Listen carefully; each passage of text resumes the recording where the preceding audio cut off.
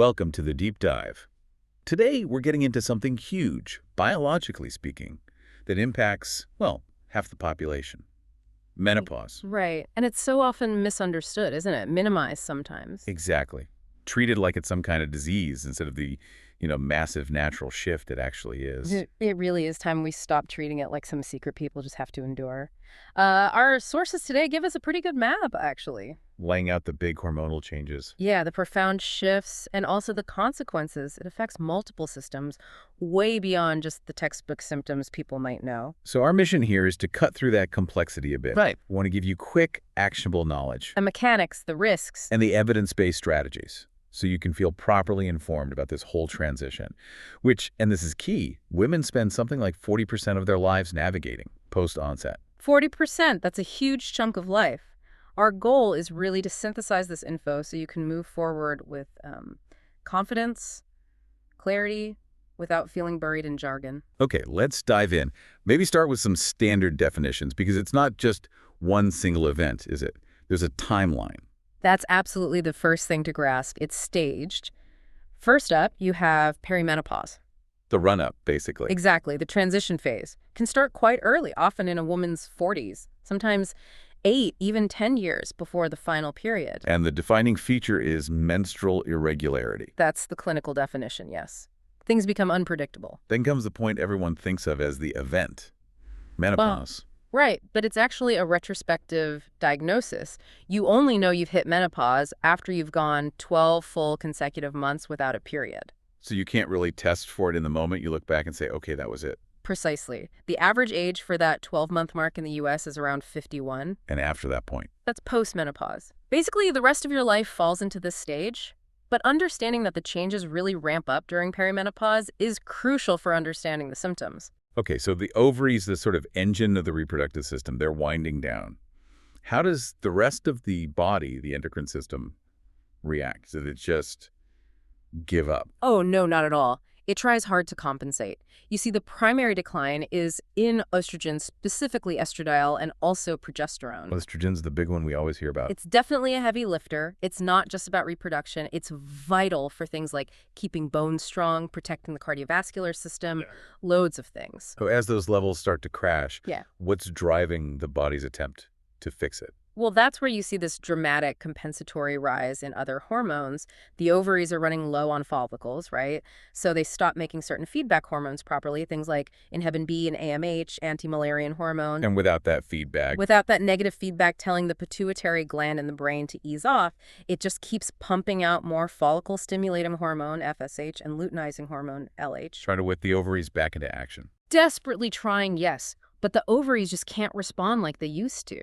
And what's interesting is that FSH and LH levels, they stay really high even long after menopause. We focus a lot on estrogen, but what about other hormones like testosterone? Does that play a role here? It absolutely does. Testosterone is present and important in women too, but its decline is much more gradual than estrogen's. Slower decline.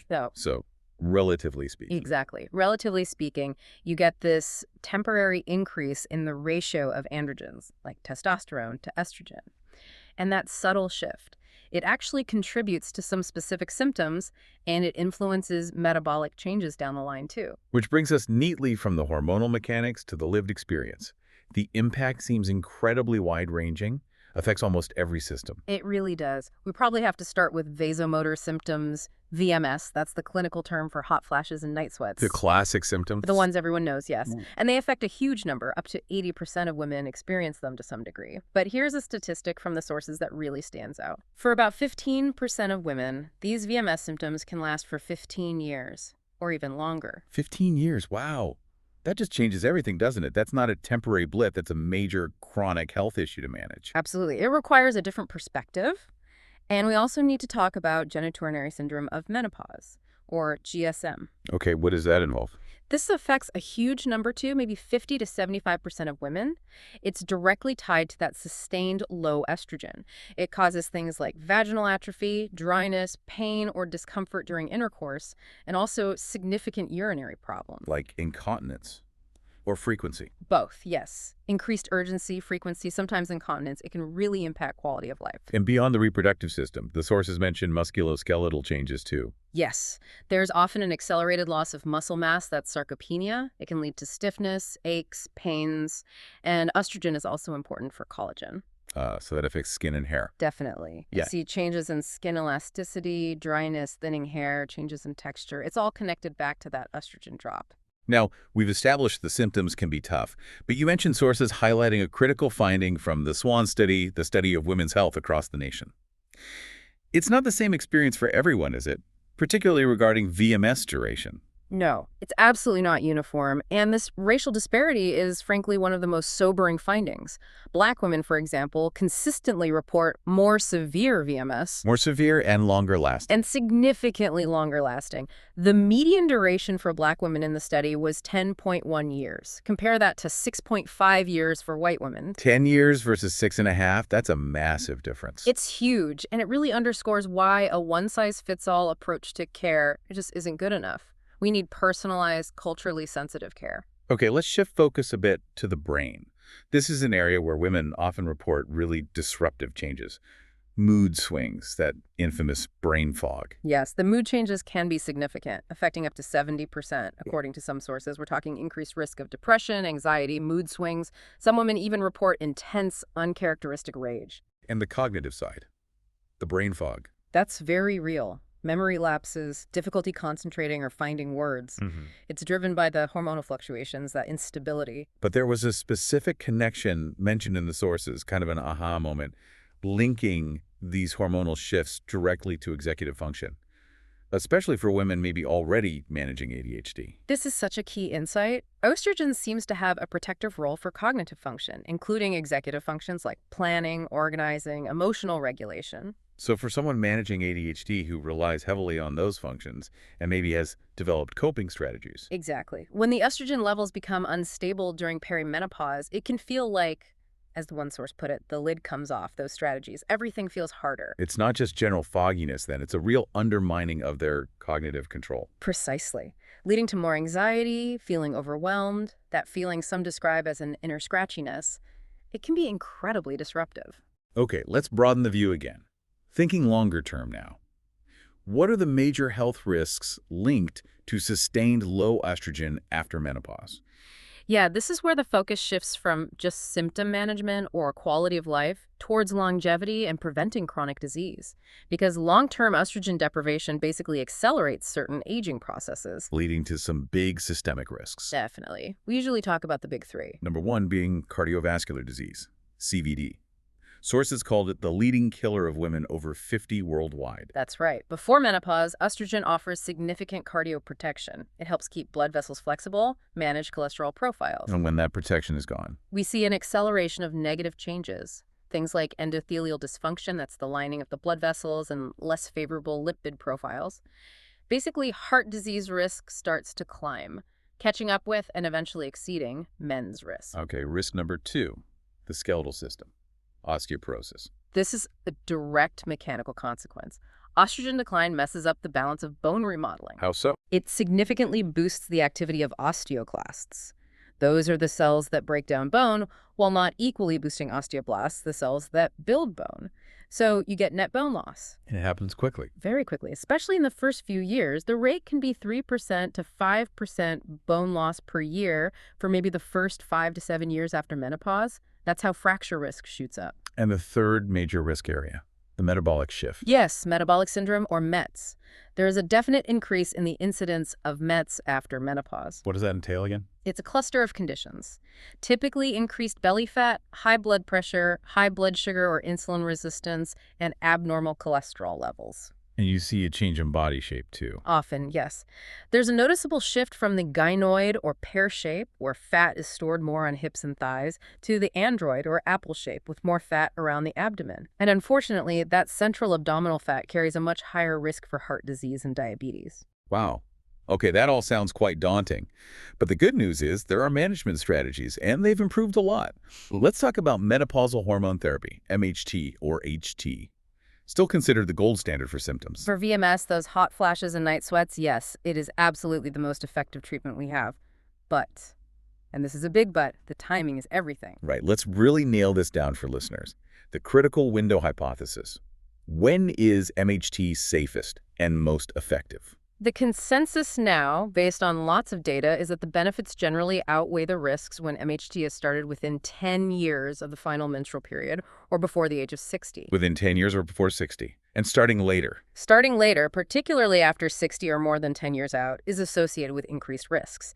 Specifically, the risks of stroke and venous thromboembolism, VTE, that means blood clots in the veins like DVT or pulmonary embolism. That clarity on timing is so important. And you mentioned blood clot risk. Does the way you take the hormone matter for that, oral versus skin patches, for instance? It seems to, yes. Oral estrogen gets processed by the liver first, the first pass effect, and that process can increase the production of clotting factors in the blood.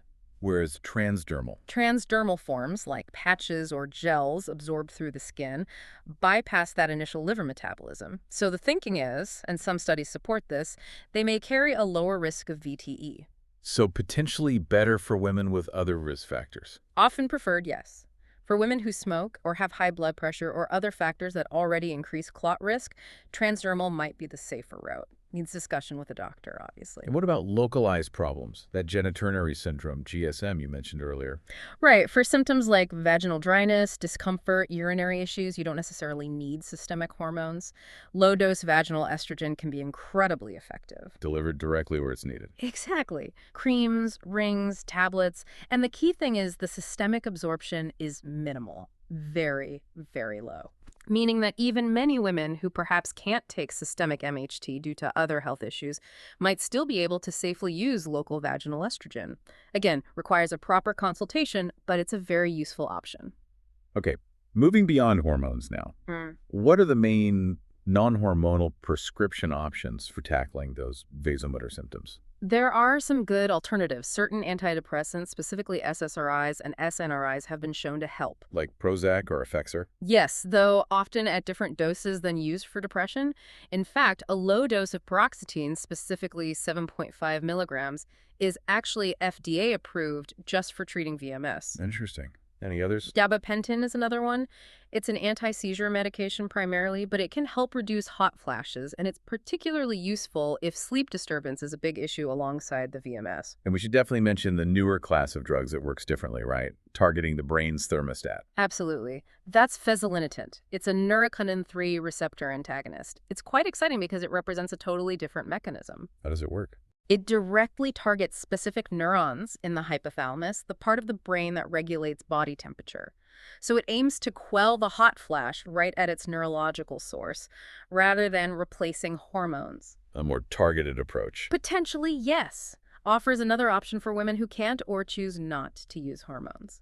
Okay, finally, what about things people can do themselves?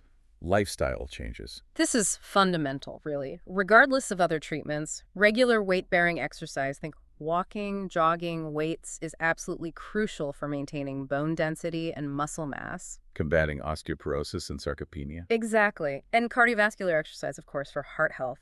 Diet plays a huge role, too. Balanced nutrition is key. And don't underestimate stress management. Can that actually help with symptoms like hot flashes? Evidence suggests yes. Techniques like cognitive behavioral therapy, CBT, and even clinical hypnosis have been shown in studies to reduce the bother and frequency of VMS for some women. What about over-the-counter supplements, like black cohosh? That's where it gets tricky.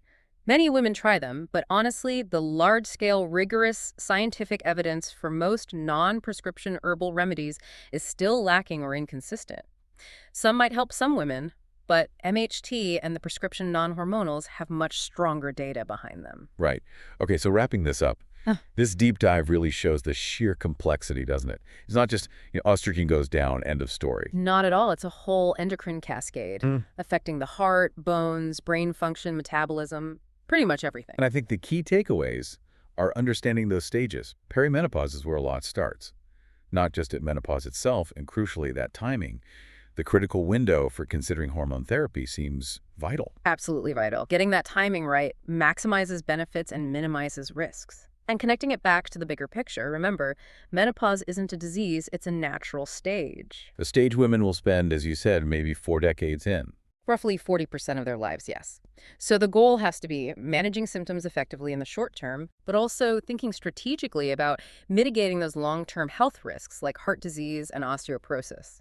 Okay, give us one final thought to leave our listeners mulling over, something connecting back to those metabolic risks you mentioned. Well, think about this. We talked about metabolic syndrome. Postmenopausal women are about 1.6 times more likely to develop it than younger women. Now, some of that is just age, sure, but Bro. research strongly suggests it's not just age. It's specifically driven by the hormonal shift itself, that loss of estrogen's protective metabolic effects, and the change in the androgen balance.